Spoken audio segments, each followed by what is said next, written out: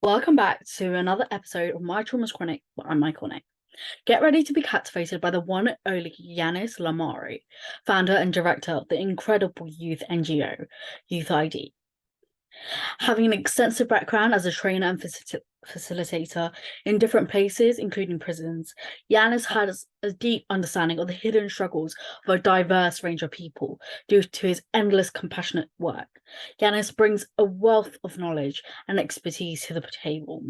In this episode, we'll be diving into the transformative power of solidarity, learning mobility, and non-formal education for people with fewer opportunities and those in circumstances such as prison. Brace yourself for an engaging and eye-opening conversation that would leave you feeling inspired and hopeful. Hello, how are you? Fine, and you? I'm fine, thank you for asking. It's good that you're good. My name is Royce Me, and I'm the one who runs My Trauma's Chronic but I'm iconic. Okay, nice. Nice to meet you. Nice to meet you too. I've looked at a lot of your work and it seems quite amazing. Thanks. Uh, are you ready to get started? Yeah, we can start when you want. Just maybe in every case, it will be just the voice or also like the video, Voice and video. voice and video. Okay. Because in this case, I do not know if I should like maybe, what do you think about like my what is behind? Is it okay or should it be like more It's perfect the way it is. It's fine. perfect? Yeah. Okay. Okay. Um, so so how did you become involved in the field of youth NGO work? Um, so I think it started because I was young. And so at the beginning, I was a beneficiary. So Yeah, I began like as a participant, and yeah, particularly also because like different things happened in my life, and also like it was really important for me to be connected with my double culture because I was born in Algeria in North Africa, and yeah. I grew up in France, and so I still had this kind of double culture, and like solidarity was something important for me. And so I was involved in some like NGOs and different topics. I was really interested about like migrations and fight against racism and all these kind of topics. I think it was something important in my personal life. And uh, and then I was a student. I was more and more involved in all these kind of topics because I also had time next to my study.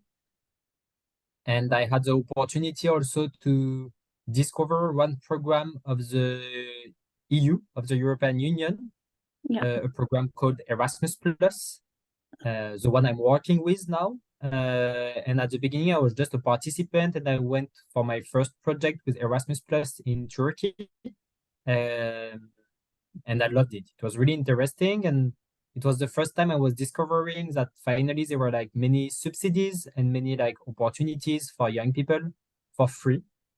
And at the same time, it was also like interesting trainings and lots of fun. Also, you are meeting a lot of people, and so I get involved also because like it was really something interesting for me. Like it was not only about like thinking about my professional career, but it was just because like it was a good way of meeting people, partying, having fun, discovering new cultures and countries. And so everything began with that. That sounds amazing. And like it seems like, what happens in your life has really influenced what you do right now. And it's really great because you can go either two ways or when you like um go through certain experiences in life. So what unique perspectives do you bring to the topic of non-formal education for youth who are at a disadvantaged youth and prisoners? Yes, because step by step, I began to work with different like target groups. And Mm-hmm. I think like solidarity was something important for me. So I didn't want to work only with privileged people. Yeah. So I knew that I wanted to do something about education and also like working with young people because first I was young and secondly also because like it was something important for me. I'm really truly believing in education. I think like it could be the solution of everything. I think if we missed and if you are not involved enough in education, of course we will have a lot of problem after for our citizens. And so I really wanted to work on education and youth, um, but not only privilege young people, because I think it was one of the problem also, and maybe it's also something not new because of course I think other people are doing it, but I think it was something also like not so common. I wanted really to work on like young people with fewer opportunities. We call in our like work we are calling them in this way, even if the definition is really complicated because I think like you have so many like different dimensions when we're speaking about fewer opportunities. But I really wanted to work on this target group, and I was thinking that non-formal education was great because non-formal education is a tool. So we all know formal education. So it's like the classic educational system. It's the one that everyone is supposed to have, the one that is compulsory in every country. And I Yeah. think it's a great system to educate massively and like to also like help people to know how to write, how to calculate. So really basics and very important knowledge. But I think time to time it could be complicated for some target groups and for some young people. And Yeah. non-formal education is really great because like you're really like focused on the needs of people. It's Yeah. also something that it is more participatory. Yeah. You still have like objective goals. You are still like supposed to give some knowledge and skills to your participants, but you are doing it in a different way. So very often when we're speaking about formal education, it's really something like top down. So you have a teacher and he's going to say to you, you are supposed to learn this. And with non-formal education, it is on the other way. It's really something bottom up. You have some participants, they are going to do an activity, they are going to discuss about the topics. And at the end, normally when you're asking them, why did you learn? Or what did you learn? They are supposed to find alone what was the objective goals of the activity. And it's really working. I think people are really managing to finally understand because like the process is really different. They are living or they are like doing something, and so at a point they manage to understand what happened and also to think about their personal life and try to learn and to discuss together. And so non-formal education, I think it's really a great tool if you want to work with like a young people with fewer opportunities or also prisoners like I'm doing. I will explain also after. And just like one last comment, I think non-formal education is a tool like sport or like theater. So of course it's not going to work with every young people with fewer opportunities or with every prisoners or with every people in difficulties. But for some of them, it could, and I think it is working. And so I think we need also to innovate and to try different methods because most of the time people are always speaking about, I don't know, football, for example. And I think could even create a kind of discrimination system because lots of young people in difficulties do not want to do football. They still want to discuss about like what is citizenship, or they want to discuss about democracy, or they want to learn how to be an engineer or what you want. Yeah, I feel like formal education is meant for some people, and for other people, non-formal education is. For someone who has experience of both, I I feel like non-formal education, especially for those who have gone through certain traumas and adversities, amazing because you get to lead your education, you get to go at your own pace, which is beneficial for those who are in disadvantaged positions. Um, so what so you spoke about the concept of solidarity.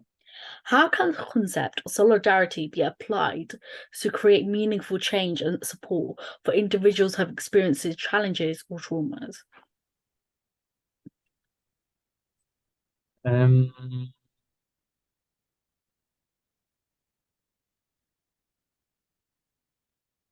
you sure I understood well the question. Do you want like concrete examples on how the concept can be Yeah, whatever. implemented? Whatever you want to share and whatever you think. Okay. Um, I think you really need finally to, because time to time people forget that non-formal education, of course, is still education. So we are not speaking about like time to time people have this kind of impression that it is just games or it is just like playing, you know? Hmm. And no, you still need like that's why also you have like some professionals working on the topic. You still have normally maybe not a teacher. And most of the time, people like organizing this kind of activities, they do not want to be called teacher. But you still need like kind of pedagogical advisor, or you still need like facilitator to try to help people to learn something at the end. So you still have a learning process. And something very important is like, of course, people are going to do an activity, but after they're also going to reflect on this activity. And you need to spend time with them to reflect on this activity. This reflection part is really important, and time to time it's the part missing in education. And this reflection part has to be like in an individual way, but also in a collective way, because people need to understand that what they just did or what they just lived is still like a specific moment. It doesn't mean that every citizen or everyone is going to react in the same way. So you need to reflect individually, but also collectively on the experience, on the topic, on the activity you just did. And the last step is like to think about the future, how you are going to implement it in your life. So I really like also like this researcher, Kolb. And so he created like this Yes. learning circle. And so you really have 4 steps in the non-formal education system. And so every activity you want to implement in non-formal education, you need to think about it.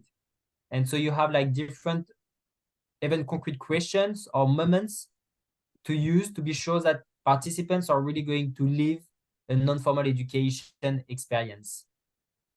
In what ways does learning mobility contribute to expanding one's horizon and fostering personal growth on a deeper level?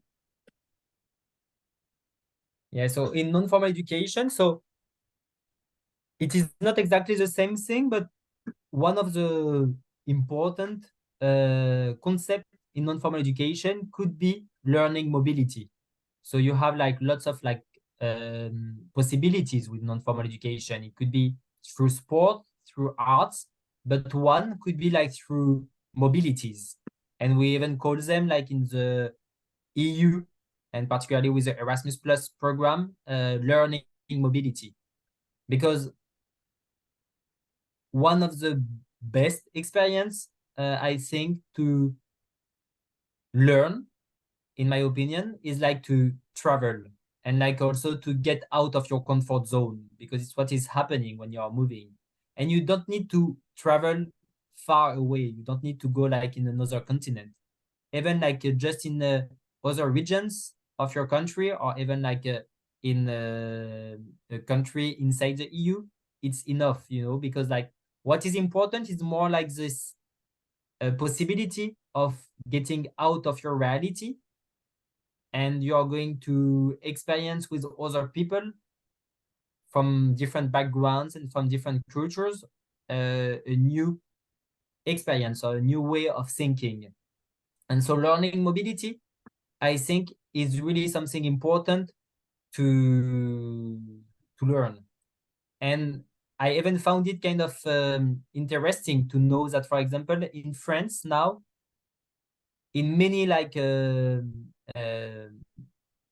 privileged or like very good business school or engineering school or private schools, it's even like compulsory. Your student, they have to do an internship abroad, or they have to do to have a semester in other universities. So in higher education, I think people understood it and know that it's really important to go abroad for learning and to think differently. But we are not doing the same thing for everyone. Like when we're speaking with disadvantaged people or young people with fewer opportunities, or it could be like I was saying, even prisoners or all these kind of people with difficulties, we are thinking that traveling is too ambitious for them, or it's like too, they are not going to take advantage of this opportunity, or it's going to be too challenging or too difficult for them. And so it's exactly the opposite and the contrary of what we are trying to do with Youth ID. With Youth ID, we are saying that everyone should have the opportunity of having at least one learning mobility experience. Everyone should be equal and should have the opportunity to go out of their comfort zone and to learn something different in another culture or in another country or in another place. Can you elaborate on the specific benefits that solidarity brings to individuals in tough circumstances, such as those in prisoners, and how it can help them overcome their challenges that they're facing? Yeah, because I'm working with many different target groups and a lot with fewer opportunities. And it could be like young people with fewer opportunities, or it could even be like prisoners. I think it's really important to understand that first, of course, there are still like individuals. I think time to time, particularly when we're speaking about prisoners, but also when we're speaking about some young people, we are forgetting that like even if like people think that they deserve to be in prison, for example, they are still like human with like basic human rights and like also with some needs. And one of these needs, and I think we all have it, is like a sense of purpose. It's a sense of belonging. It's a sense of knowing that what you are doing in the society is useful. And I think this is exactly what you can bring with solidarity or learning mobility. I think like personally, like people are not like 100% bad, you know, like even if you had a bad experience or you did something wrong at a stage of your life, you're still a human with like positive and negative personality or like points in your life. And so we need also to show and to discuss with everyone about like some social issues or even ecological issues or solidarity, and people can understand it. I'm really surprised when I'm going in prisons and when I'm speaking with different prisoners about solidarity. Most of them, they really want to act. They also feel that the world is full of discrimination and inequalities.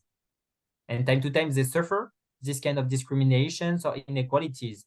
And so we really want to try to support them and to show that they can also be a positive change in the society. Whatever they did before, even if you are a prisoner, you can still have a positive impact on society when you are getting out of the prisons. And so that's why I think it's really important to speak about solidarity also with prisoners. That's amazing. Could you provide examples of how learning mobility programs have successfully empowered and transformed the lives of individuals facing difficult circumstances? Yeah, so the Youth ID, I created it 7 years ago. It was in 2016. And so we had the opportunity to empower and to support and to follow during like 2 or 3 or 4 years some of our beneficiaries. And so it's really nice because we have some like success story inside. And so we have like some young people who never traveled in their life before 20 because like they were coming from like a very poor background, or like or who had like parents who are not supporting in education, or who are not like believing in holidays, or like do not have the possibility. And so we were supporting this kind of young people, and they traveled the first time outside of France with us. And so now they're working in international solidarity. And so now they did different programs with us, and different programs that were more and more ambitious. Because like in USID, we have many different learning mobilities experiences. Some of them are really short. Some of them could be long, because for some of them, you are going to go 1 year in a project to support refugees outside of Europe, or you are going to spend 6 months to fight against climate change in some countries. And so it could be like challenging, and it could be scareful when you are not used to travel, or when you don't believe in yourself. And so I think one of a very nice success story is all the different stories we had of young people who began with us for the first time. And at the beginning, were really shy about solidarity and were thinking that finally they were not the solution, but most of the time the problem. I think it's also one of the very important things, like lots of young people with fewer opportunities, they think that they are the problems, because also society is saying to them, you need help, or we have to support you. And I think at a point they are forgetting that they can also be part of the solutions, and they need also to have enough confidence in themselves, because they do not only need help, they can also bring help to other communities or to the planet. And so it's really exactly what we're trying to do with USID. And we have some concrete examples of young people who managed to understand that they also could be the solutions. How does the concept of solidarity address the unique needs and struggles of individuals in certain circumstances, and how does it promote inclusivity and support? Learning mobility, you ask, or yeah. Yeah.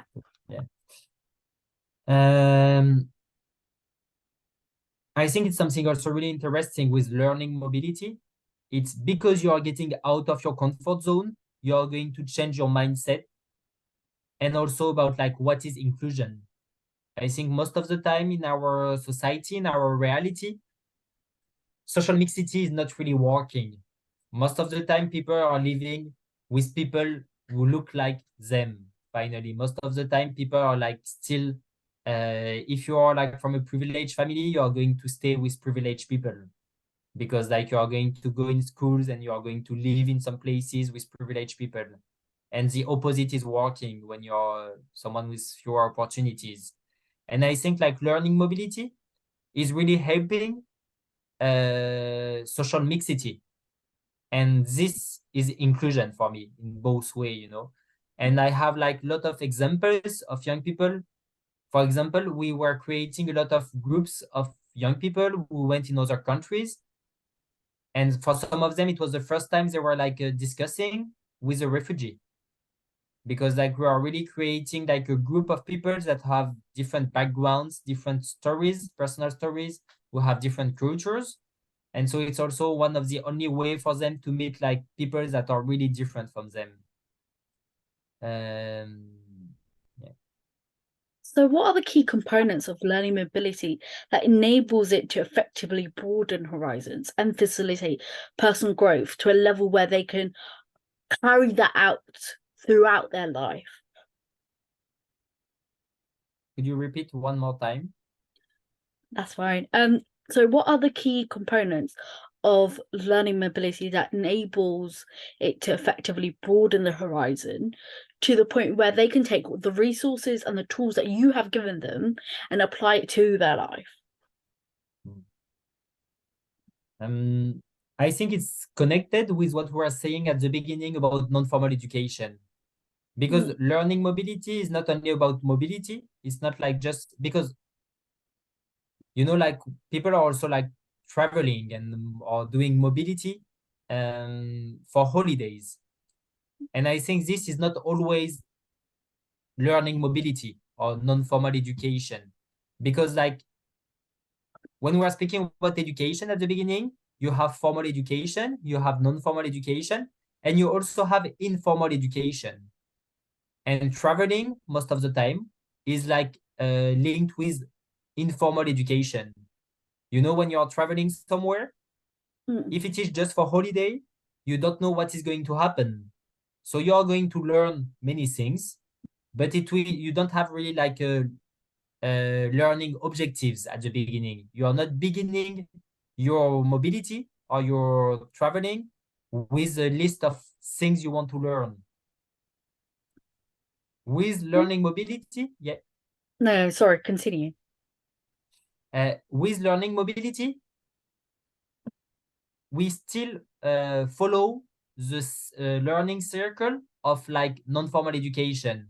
So people are traveling, but normally when they are traveling, they already have a kind of programs. That's why most of the time it could be like trainings or it could be like volunteering on solidarity I'm gonna projects. meet. Sorry, give me a second.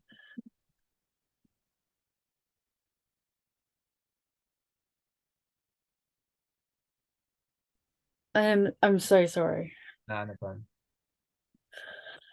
Sorry, continue. Yeah. And so I was saying like in learning mobility, normally we're still like following like the non-formal education process. And so you still have like a different important step to be sure that this learning mobility is going to really like empower your participants. And so, for example, in this learning mobility, what is important, normally you still have like some professionals that created the experience or part of the experience for you. So you still have a program with a training or with volunteering experience. So we know that we want to help you to develop links with local communities, or we know that we want to help you to understand what is solidarity, or to support, like it could be like I was saying, refugees, or like doing something about ecology. And we're also supporting you before your travel, but also when you are coming back, to be sure, like you said, that you are going to be able to take advantage of this kind of experience. And so the reflection moment is really important. So for example, on all the learning mobility we are doing with USAID, participants, they have like meetings before the mobility, they have meetings during the mobility to help them reflect and think about what is happening during their experience. We will have a meeting when they are coming back to try to support them and try to help them to understand what did they learn, how they can use it, what are the next steps for their future, how do they want to use this mobility as an experience, as a really something that is going to be useful for their professional and personal life. And so we are really like trying to support them to implement all the knowledge and skills they develop during the mobility. Can you discuss the intersectionality between solidarity and learning mobility and how they collectively support and uplift individuals in challenging situations? I think I have some concrete examples. For example, so we are working a lot with like French people, and some French people time to time also. So they are French, but they also have double culture, or they could be immigrants. And so time to time in France, they can be victims of racism, or it could be even sexism, or it's not only about like migration, it could be also about gender discrimination. And I think like when people are going in another country and discover another culture, and time to time it could be like positively or negatively, because like when when they are traveling, time to time they are going in some countries where like the situation of minorities could be worse or could be like more inclusive. When they are coming back in their reality, they still have like a new mindset and a new way of thinking about what is discrimination. When they are going like in a country where like finally people are respecting much more their religion or their culture, and they are coming back in France, I think they do not have the same point of view anymore about like how people should think and how people should react depending on their religion or depending on their culture. Can we talk about a specific demographic that you work with, the people who are in prisons, and specifically? Could you repeat? Sorry, Sorry. Can we speak specifically about the work that you do with those who are in prison? Yeah, so in prisons, I'm doing like different workshops with some prisoners. Most of the time, the idea is really to support them to prevent any kind of violence. And also to support them to go back in their reality after, to go back in the society after the prisons. And so we are developing like different workshops and programs to prevent some violence. And to do so, we are working on different topics. So some topics could be like citizenship, or it could be like empathy, or it could be like the fight against discriminations. And we are always doing a workshop where participants have to be like active during the workshops. So the idea is also to create a space of discussion, try to create something to help like people. I think it's really important to understand also, like particularly in prisons, they do not have like places for debating and discussions anymore. And if you do not have places for giving your opinion, or if you do not have places to discuss, at a point it's going to create violence, because at a point you are going to think that your opinion is less important than others, or at a point you are going to keep inside all the kind of frustration, all the kind of feelings you have. And when you will have to communicate, one of your way will be like physical, because you don't know how to speak anymore, how to express it. So I think it's really important to create this kind of space for letting people giving their opinions in a respectful way and trying to show that it is part of democracy. It's okay to disagree with someone, but how we manage to still communicate and respect each other. And so it's exactly with non-formal education tools, we manage to create this kind of space. And it's not recent, but it's like in 1994 was when, in France, prisoners were given the right to, vote and stuff like that. And what do you think is the impact of, somebody being like, okay, you are able to vote, and then you go in and be like, no, not only do you get to vote, you get to voice your concerns and say what you're thinking in a way that is healthy, in a way that is beneficial for them. Yeah, I think the impact is huge to understand that even when I'm doing the workshop and discussing with them, I think like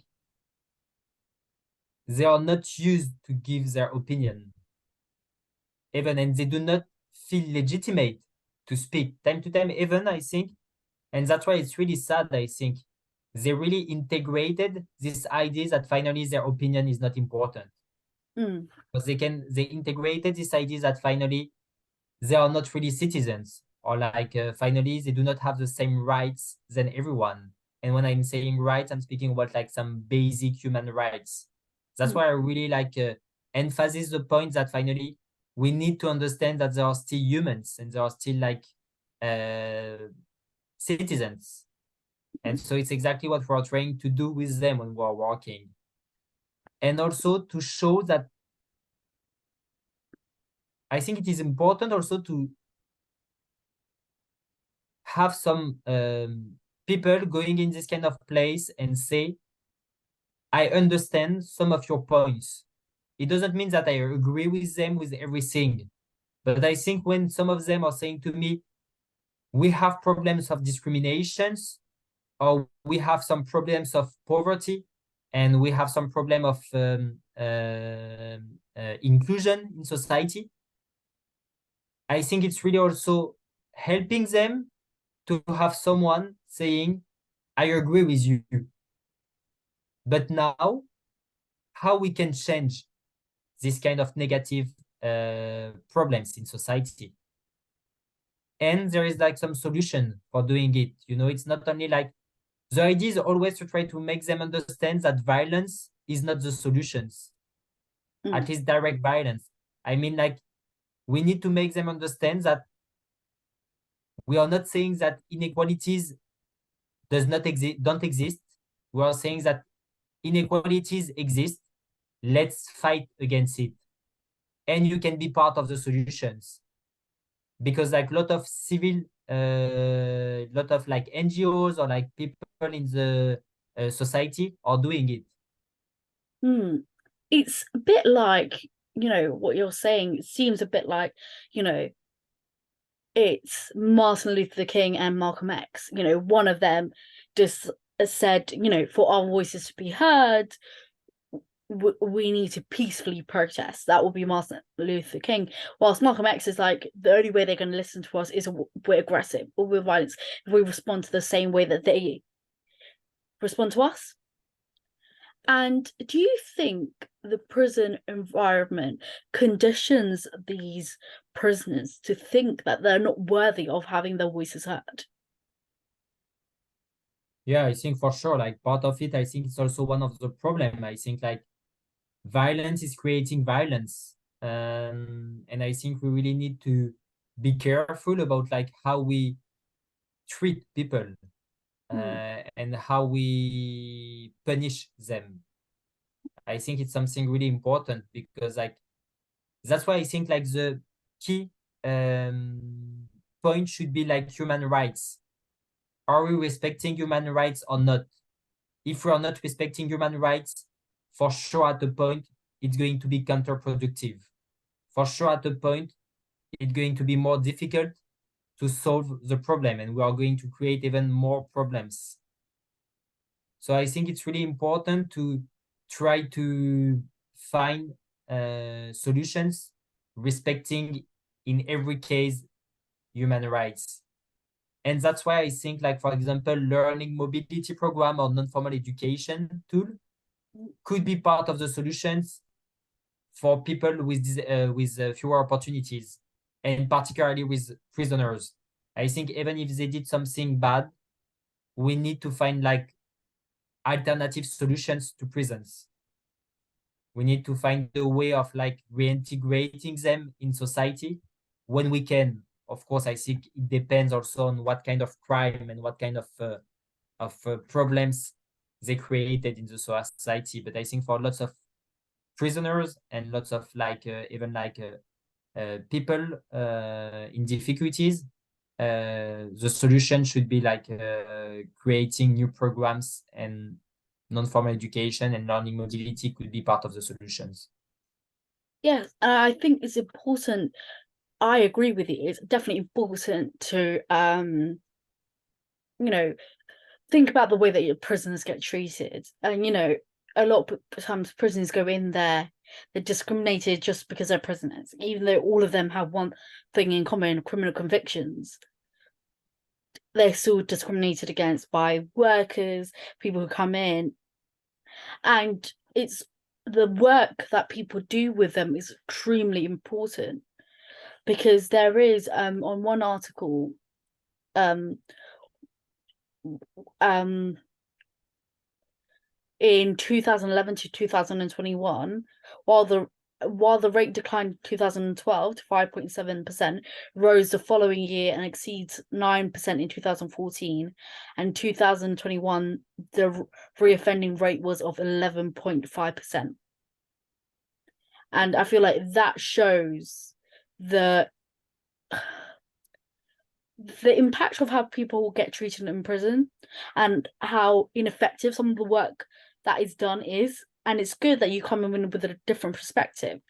How does learning mobility help break down barriers for prisoners and equip them with essential skills for successful reintegration into society?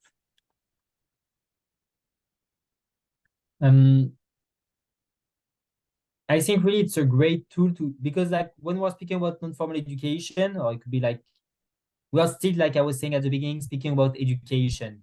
And I think like giving them some soft skills that are really important in society. For example, like the conflict management. I think it's something really important, and particularly when we are speaking with some people that used violence, but also because they were educated in violence most of the time. We need to show them that there is like alternative way of speaking, of showing that you disagree. Because I think it's also like really also important to show them like finally, like I was saying at the beginning, it's okay to disagree, but you do not need to show it with violence. And so I think like non-formal education and learning mobility is really important to develop like soft skills that are really important to be integrated in society. So I think this is one of the most important point of non-formal education and learning mobility. But another one I think is also like to give you confidence in yourself.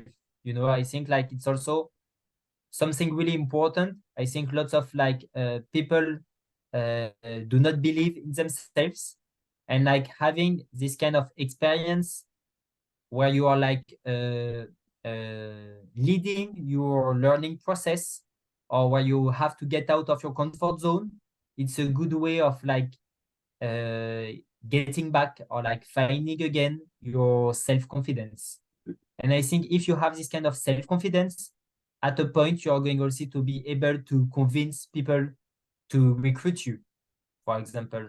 I think the self-confidence point is really something important. And I think non-formal education and learning mobility is really helping to develop this kind of self-confidence. Can you provide specific examples of how solitary initiatives have positively impacted prisoners' lives and facilitated their learning journey? And what are some of the effective strategies and programs that promote solidarity within the prison settings and encourage prisoners to support and learn from one another?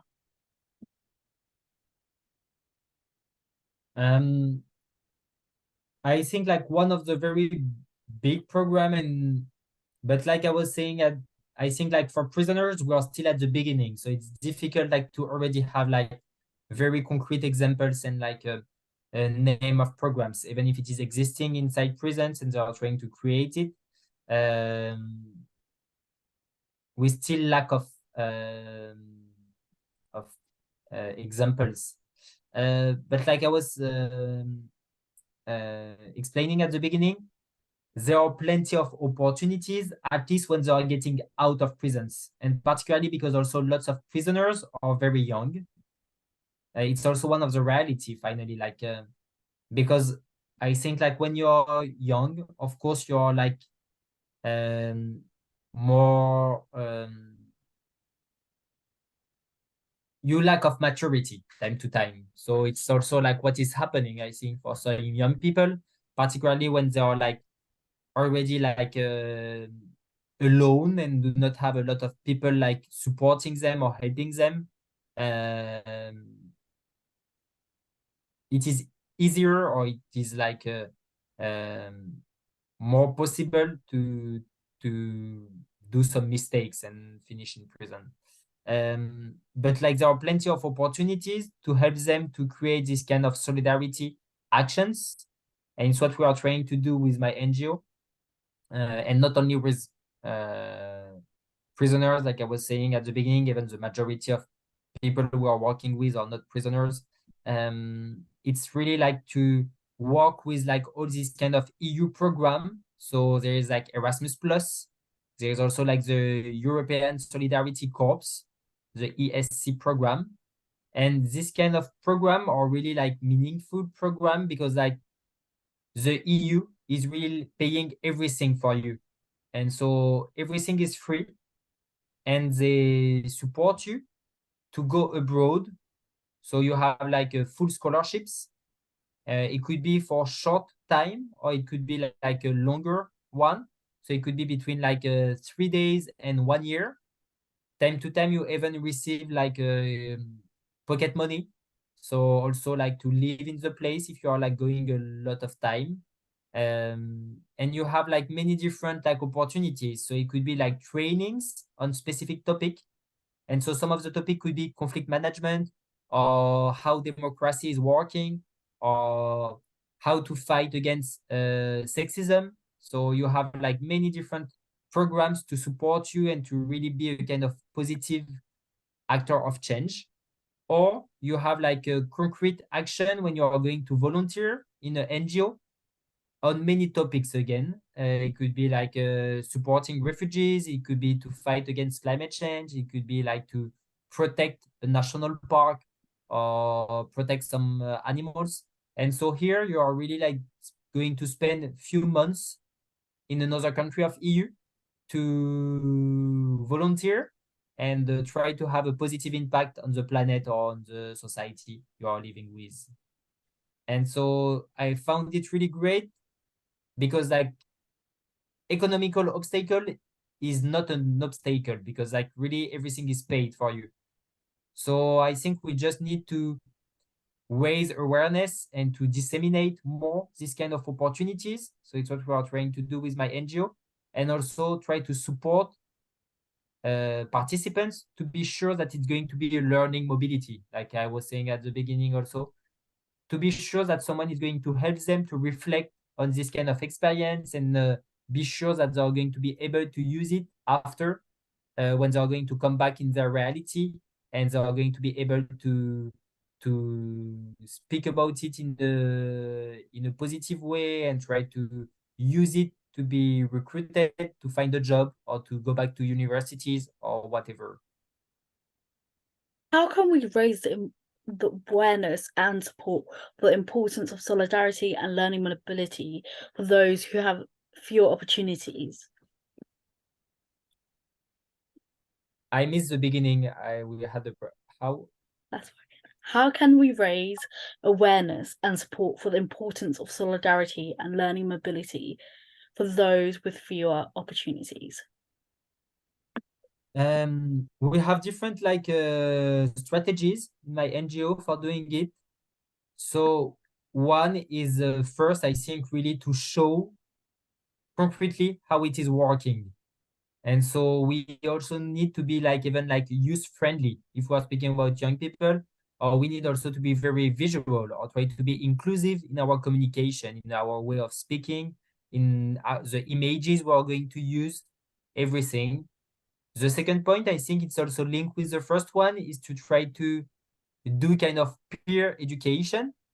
So we are also trying to have kind of ambassadors to create a lot of testimonies and from a huge variety of young people, really to have diversity in our communication. I think it's really important to show that you have different faces and that everyone can feel represented in the testimonies you are showing. So I think it's really like about diversity and peer education. And another one, I think it's patience, or like to be on the field and to be patient, because I think like it's taking time for some people, particularly when we're speaking about learning mobility, to trust you and to go abroad with you, because you still need to, like I was saying, it's really getting out of your comfort zone. It's not about like going to play football Sunday afternoon. It's really going to travel and even to spend a few weeks or a few months outside of your community or far away from your friends and your family. So I think it's also like be patient and be sure that you're going to be here to repeat and to explain and to try to fight against some psychological obstacle or like fear participants have. And this is a big part of our job. As we bring this episode to a close, let's take a moment to delve deeper into the key points we explored. Throughout our discussion, we highlighted the transformative power of solidarity, learning mobility, and non-formal education for prisoners. By fostering a sense of solidarity, these programs creates a supportive community that empowers individuals to embark on their healing journey. Thanks to Yanis and his team of people who work with him. The power of connection and understanding plays a crucial role in their transformation, offering hope and a renewed sense of purpose. Learning mobility, another vital aspect, open doors to new opportunities and knowledge. Also allows prisoners to expand their horizons, acquire new skills, and gain a fresh perspective on life. This exposure to different experiences and ideas can be truly transformative, igniting a spark of inspiration and personal growth. Moreover, non-formal education serves as a powerful tool for prisoners' rehabilitation and reintegration into society, provides them with the necessary skills, knowledge, and resources to rebuild their lives and pursue meaningful paths, which will reduce reoffending rates as well. Through vocational training, workshops, and various educational initiatives, these programs empower individuals to overcome challenges and embrace their unique potential. Through our explorations, we've encountered inspiring case studies and personal stories that showcase the profound impact of this program, from individuals finding their voice through debate to unlocking talents and passions. We witnessed the incredible healing hope that arises from these opportunities. Do you have any final words or any work that that is coming up that you want to mention?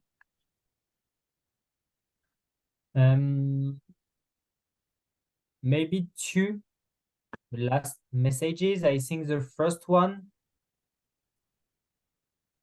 we need, I think, to invest more time, but also money, and particularly for our public institutions, in solidarity. I think it's really like a positive circle. And I think, unfortunately, now it is not what is happening. Most of the time, like, people are afraid of others and want to delay or want to invest less in solidarity programs. But I think like supporting people is a way of empowering them and be sure that later they will also support others. I think we really need to believe again in this kind of positive circle of solidarity. It's not because we are helping someone that he is going to become lazy. I think it's because we are helping someone that he is going to understand how much it is important to help others. And for sure, later, he will also help other people. I think this point is really important for me. And I think the second one is about we really need also to understand more what is happening inside prisons. We really need also to understand more what kind of programs and what kind of punishment and what kind of support we are giving to prisoners, because I think they are still like citizens and humans, and we do not know enough what is happening, and we are not trained enough to support them. And so we are even creating time to time more problems than solutions. I think we really need to do more actions and try to understand more how the prison system is working and how we can support in another way and try to integrate in a better way the prisoners when they are getting out of their prisons. Thank you so much for spending the time today to film with us, and I wish you all the best in your future endeavors. Thanks.